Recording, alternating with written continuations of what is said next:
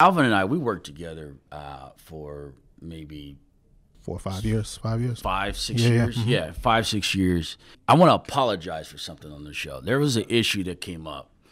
A venture capitalist that I knew over years, he had known DJ Vlad.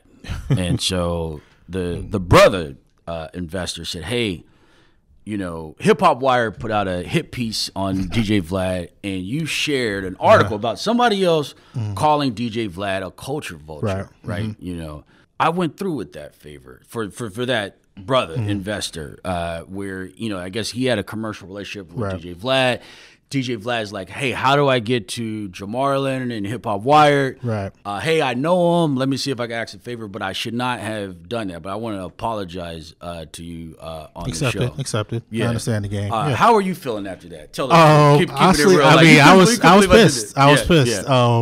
Because you know, I remember when you hired me, you said, you know, you harken back to the days of the source, keeping it 100, keeping it a buck, and you know, I was cognizant of the fact that you had is it fair to say you had some type of the site had some type of relationship with Vlad? Yeah. No. I didn't have a personal relationship.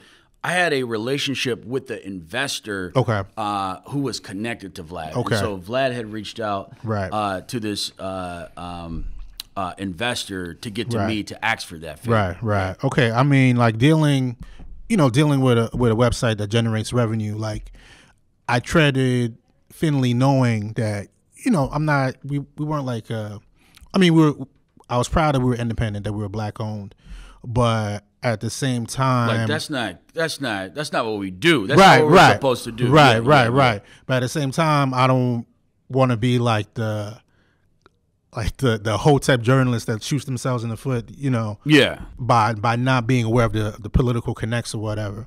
So, and it wasn't even you calling. Exactly. So another site called him a culture vulture.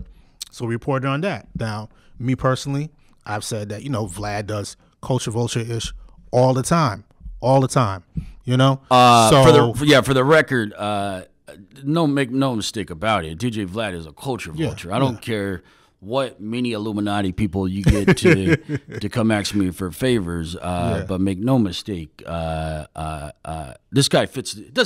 This guy fits the description of a culture vulture. Yeah, 100%. And so this came up maybe last year with Funkmaster Flex and Damon Dash. There was some stuff about Liar Cohen. Is Liar Cohen a culture vulture?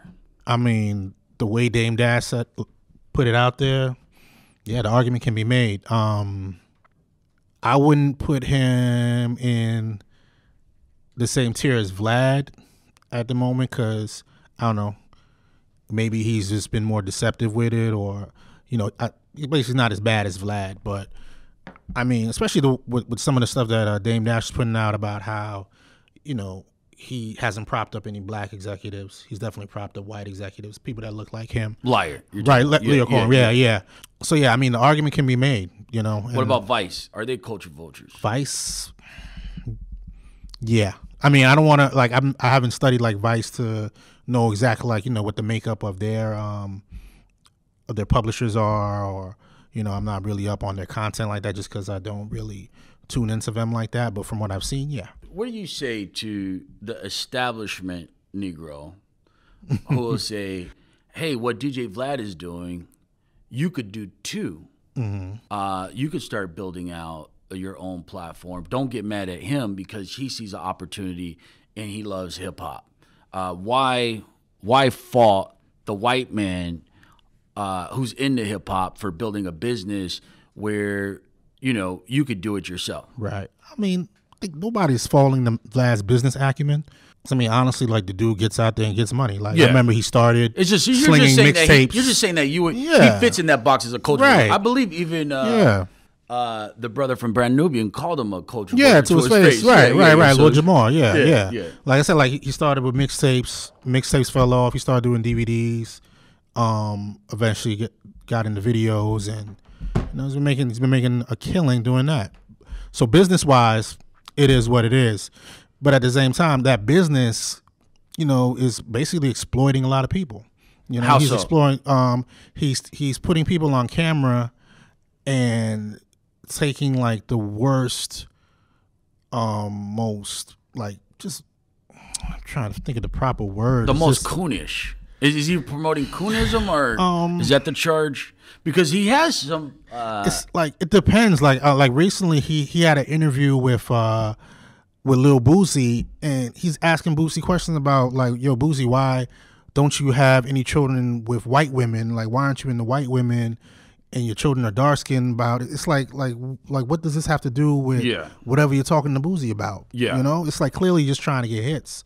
And I mean, obviously that's part of the game, getting hits, but you're getting hits at the expense of a community. Yeah.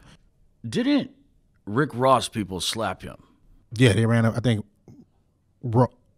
Ross had to pay up, so he definitely somebody put hands on him. Somebody put hands on him. Yeah. Okay.